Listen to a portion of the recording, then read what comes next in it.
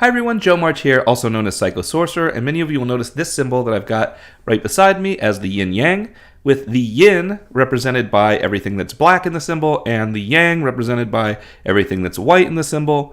You notice that there is a little bit of black within the white and a little bit of white within the black, and that the symbols are blending into one another. This is all very purposeful, and it is not unique only to the culture that made this symbol, but this is a concept that exists throughout all occult practices, and that is that any opposites that you think of, anything that you think dualistically of, anything where you say, there's this and there's this, you might think of one as good and evil, or chaos and order. Those are the big ones people usually talk about. You'll also hear masculine and feminine a lot of times. Anytime you take concepts that are supposed to be opposites and you want to understand the whole picture, you actually can only do so by blending these together and seeing the parts of them that exist within each other and how they interplay with each other and the like. This is a very important concept if you're going to look at reality through the lens of the all, through the idea that everything that exists is part of God. There isn't just one thing that's right and one thing that's wrong. There is everything. You can't just look at everything as two separated out poles, because that is not actually how anything works. It's better to look at things as a spectrum going between the two sides, but you will find if you start to study this long enough that the spectrum is more like a sphere, where everything blends into each other and merges with each other, and one thing cannot exist without the other, and things of that nature. So to truly understand the reality of anything you're thinking about, you need to understand the two opposites and everything that blends them in between. Now, a lot of people in the occult community will refer to these as the feminine energy, being the black, and the masculine energy being the white.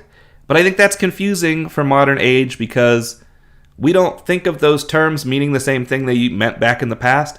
It really is just a way of saying two things that are quote-unquote opposite, but that are also needed to work together in order to create and in order to stabilize. You will also often see this in other cultures looked at as order and chaos, but chaos in that particular context means whatever is a transformative force, something that changes, something that can accept and react through change, whereas order represents something that stabilizes and keeps things as they are. And again, you can see how in order for anything to evolve and grow properly, you need to have at least some stabilization. You can't constantly be changing, but you also need to be adaptable and able to change. So these two forces have to balance, which again is why the symbol looks the way it does, in order for the best growth. All that said, I think the original meanings of yin and yang are a better way to look at this, because they're kind of less aggressively polarized, and that is that one represents the shady side of the mountain and one represents the lit up side of the mountain whenever the sun is hitting the mountain on one side. So both things are the mountain, however both things are also different, however both things blend into one another, and you need to understand both sides in order to understand the full picture. So from this we see a means of better understanding the all by splitting it in two ways which are not actually split, but which we can represent two different overall concepts, and those concepts tend to be one that is highly transformative, one that is creative, one that is what the artist uses in order to create, and one that is stabilizing, one that's pragmatic. Maybe a better way to look at this is to say that the black area represents the transformation, which is life, death, and rebirth, and the white area represents the stabilizing force, which is those periods between those changes. However, in the past, a lot of people referred to these, once again, as the masculine and the feminine. The light masculine and the dark feminine. So we're going to talk about the dark feminine as it's referred to in the occult.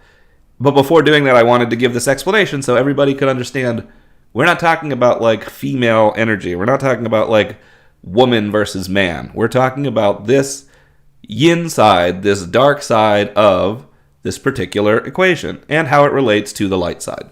Again, the dark side is not bad. It represents creation, it represents change, and it represents acceptance. And the reason that the dark side was considered feminine and the light side was considered masculine in the old analogies for this is that the light side presses upon the dark side in order to cause creation to occur in a way which is beneficial. So the idea being that the dark side is the womb of all creation. It is from the dark side that everything erupts. It is from that creative pool that everything comes to be. But you also need this kind of ordered and structured side in order to make those creations come out in a way that are actually useful and beneficial. And the reason that was called masculine is because the people of the old days saw that as like the phallus being the thing that pressured into the vagina, and for some reason that's how they put this whole thing together. I think that way of viewing it is outdated and also doesn't really translate in today's language, but that's why it was masculine and feminine. It's not about the one side representing what we think of as femininity and the other side representing what we think of as masculine at all. It's about the side that is accepting of chaotic change and uses it to transform versus the side that is resistant and tries to stabilize the world.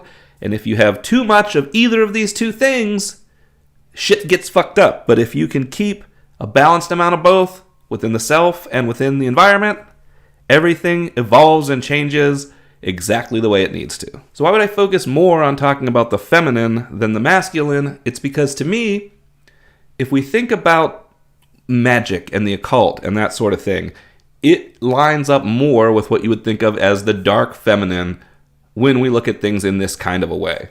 Because it is the creative and transformative power, the creative and transformative force, either within the world or within the self or within the mind, however you want to look at it. It is that dark, unseen, unknown creative potential that you need to tap in order to make change.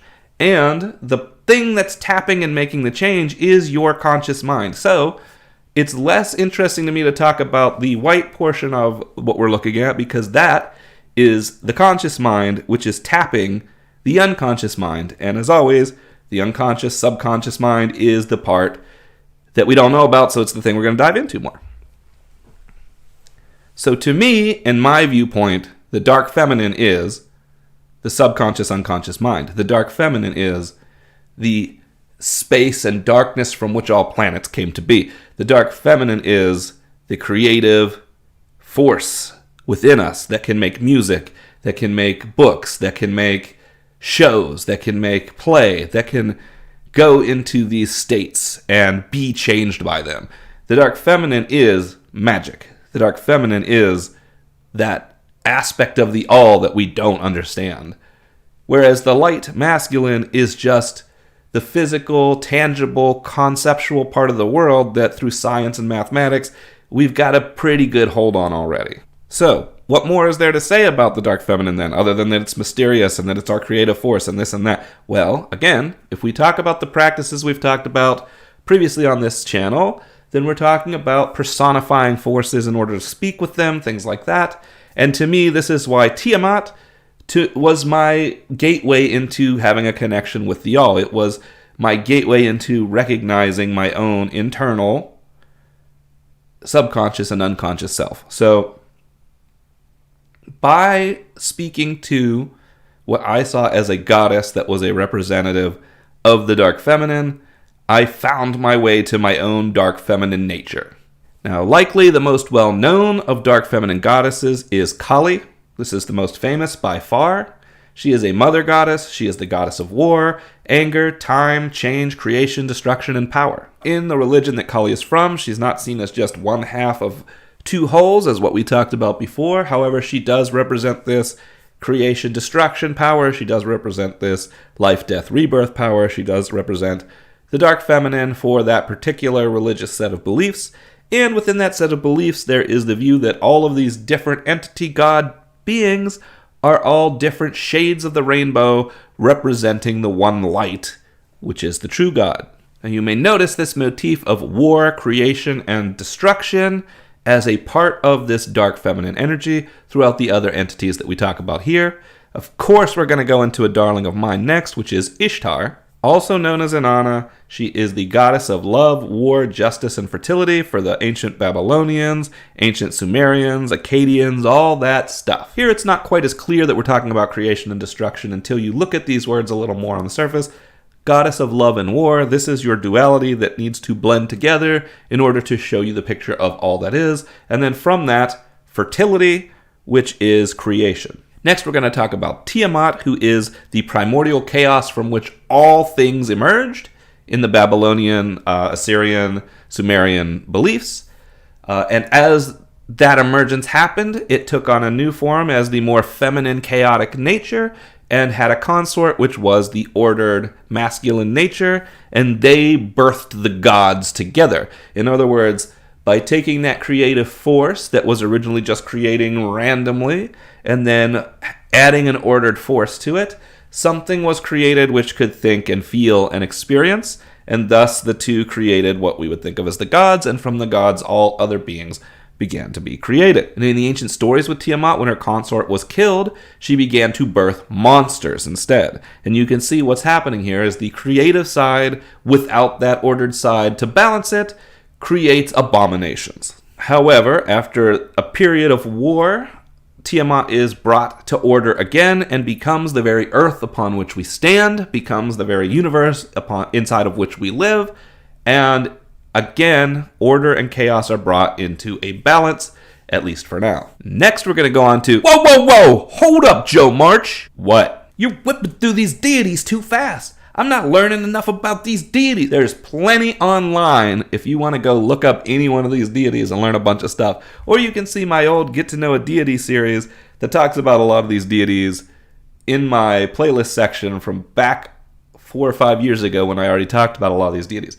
This video is not about talking about all these deities in detail. I'm just drawing some connections for you guys about how these are all related. Oh, okay, carry on. Next we have the Morgan, or Morgu, also known as the Phantom Queen in ancient Irish. The Morgan is mainly associated with war and fate, especially foretelling doom, death, and victory in battle. Once again, you have this war feminine entity who also controls fate. It controls time. It controls what happens, what changes, whether or not you adapt. And it's considered a being which can metamorphose, to take forms, to change and adapt as needed.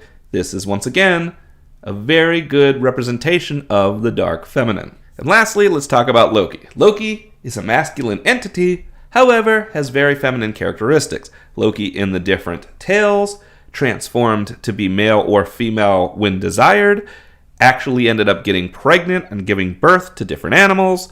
So, as far as gender is concerned, Loki is a little bit more fluid. Loki is a trickster. Loki is responsible for a lot of the change that happens amongst these stiff gods that are unwilling to change, and in fact, you might consider him to be somewhat of a feminine force pushing against that rough, unchanging masculine during a time when that change was greatly needed. However, if that force becomes too strong and overthrows them entirely, it brings about Ragnarok and the destruction of all civilization. Now, in the mythology, after Ragnarok, it is believed that civilization will be reborn anew. So once again, you get life, death, rebirth. Now, from this type of thing, you can see how people might start asking questions like, are all of these representations of the same being? I think that's a very early occult thing to get into. You might go, oh man, I've worked with this entity, and they feel like they're the same being. They're giving me the same type of thing.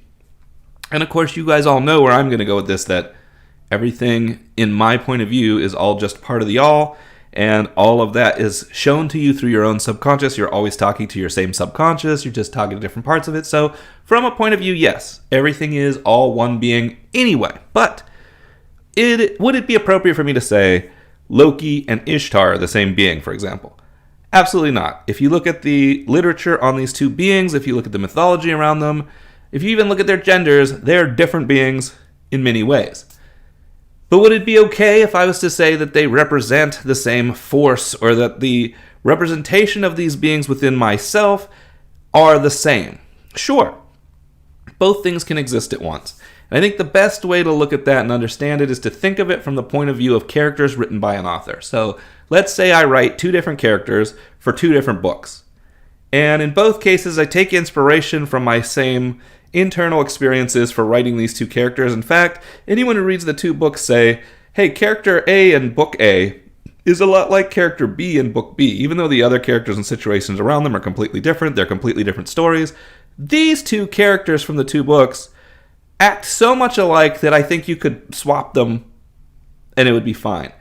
Would you then say character A and B are the same character? You wouldn't, because they don't have the same stories. They don't have the same experiences. If you're talking about one book, you can't interchange the other name and have someone else who's read the book understand what you're talking about.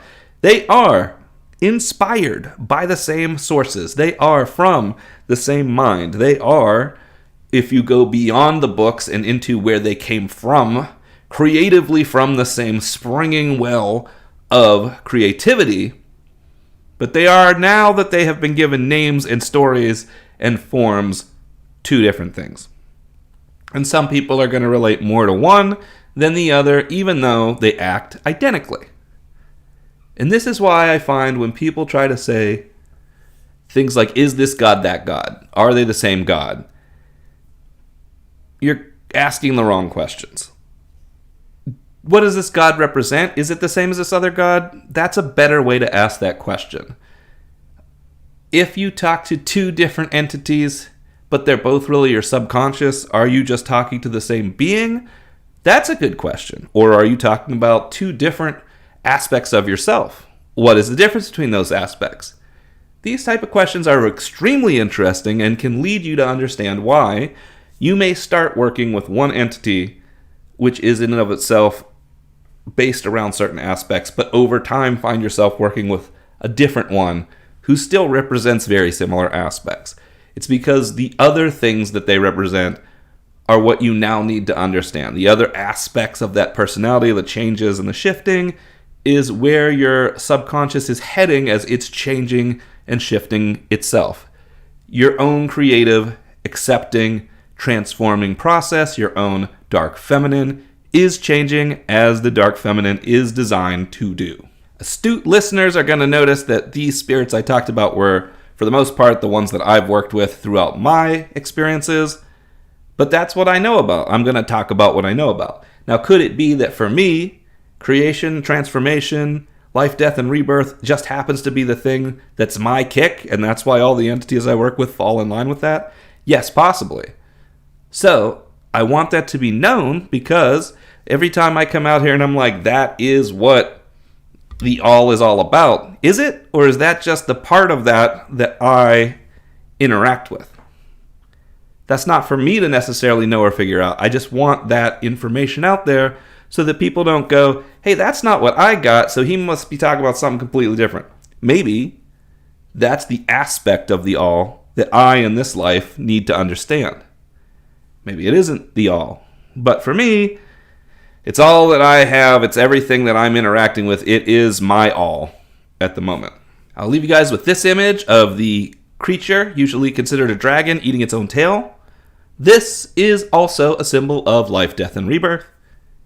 The creature is eating and consuming itself in order to continue to survive. And that is actually a representation of Earth and the way that our food chain works and the way that the all devours portions of itself in order to bring about new life.